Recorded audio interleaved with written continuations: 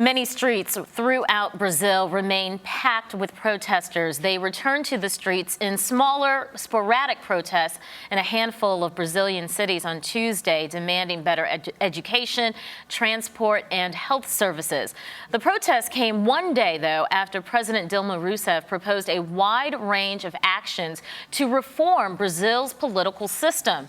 Journalist and activist in the Black Afro Brazilian movement, Daniela Gomes, joins us live from Sao Paulo, Brazil. Hi there, Daniela. Thank you so much for joining us today. Right, Christina. It's a pleasure to be here with you. I hope I can. Daniela, we have seen these demonstrations grow from a few hundred to tens of thousands to, at its highest point, over 1 million. Clashes with police have resulted in the deaths of 2 women. What did you see? I think things here in Brazil, it was extremely dangerous at this moment. What I see here, what I can understand, is that the insatisfaction of all those people that are in the street became something that is not on control anymore. It started as a nice protest that could be helpful for the democracy in our country. But at this moment, it's a thing that it's a little bit crazy. It made me a little bit afraid. Several protests are getting another point of view that is not only anymore for rights, but it's also for things that are more dangerous. Some people who are talking about to combat the military dictatorship, some people who are talking about Nazi movements and things like that. It makes me a little bit afraid.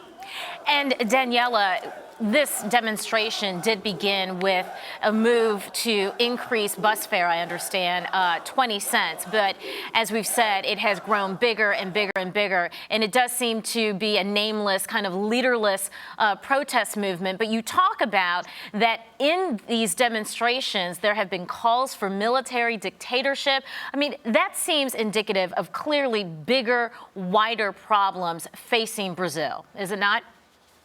Yeah, what's happening now is that it started as something that it was right. Of course, when a mayor promised that he should not just price the money for the buses, and he did that, he was lying. So people have the right to protest for that and to say that he's wrong. We have a big issue in this country that it's about the corruption. To be a politician here in Brazil is almost a synonymous of being a corruption. And this is sad because people here are a little bit hopeless. They don't know and who to vote and who to trust anymore. But what is happening is that after they got their the thing that they were asking for, they didn't give up about to protest. And that left space for a lot of people use the protest to bring their own agenda. What exactly is, in your eyes, the larger agenda for these protests? When you say that the success of the bus fare protest led to opening doors for other people to voice their opinions, what are some of the larger themes that you see occurring? They are asking about everything. Nothing in particular, though? Yeah, they are talking against the corruption. They are talking against the president. They are talking against the World Cup. They are talking against the bad system of education and the bad health system here in the country. Of course, all these protests, they are fair. They have a mean to happen. We have a bad education in this country, especially for public education, which is for free here. And most of our people are on that schools and they don't learn how to read or write. The teachers are receiving less payment that you can imagine. Things are crazy. Also in the health system, we have a public and free health system in the country that it's up for the majority of the country, especially the black majority in the country are using the system, but it's bad. You have people who are dying hospitals here because of the situation. So all those protests, they are fair.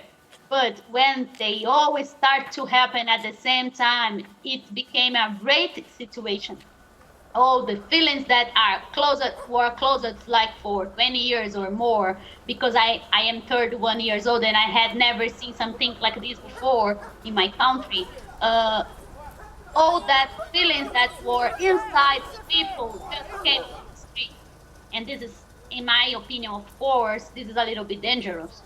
And, Because- and oh, Daniela, you've talked about how these demonstrations have really unleashed massive tensions that were just brewing beneath the surface. But Daniela, you are also an activist and an expert on the African diaspora, specifically Afro Brazilians. And I'm curious as to whether or not you can paint a picture as to how this most recent demonstration has affected the African Brazilian population. we have two kinds of situations here. One, which Afro Brazilians who are really activists, who are in the middle of the Black political movement. So to them, they are on the street, they are protesting too. They are using this space to put their own agenda against racism and the Black genocide in my country. But on the other hand, we have a majority of Black people here who are not involved with political movements, who are not involved with the situation. How can I say that? They are not so conscious about their Blackness. And most of those people are not involved in the protests because they need to work. They don't have time to be on the streets like 4 p.m. to protesting. They need to go to the job. If they make a stop for the whole country, they are going to be afraid about to lose their jobs. So we have two different situations here. Daniela Gomes, thank you so much for joining us from Sao Paulo, Brazil. I understand that you will be coming to the United States to pursue your PhD in African and African diaspora studies. I certainly hope that we'll be able to speak with you again. And again, thank you. You are welcome. Thank you for this space. I hope I could clarify a little bit. And of course, it will be a pleasure be with you in another moment. All right. Thanks again, Daniela. And you are watching Our Take.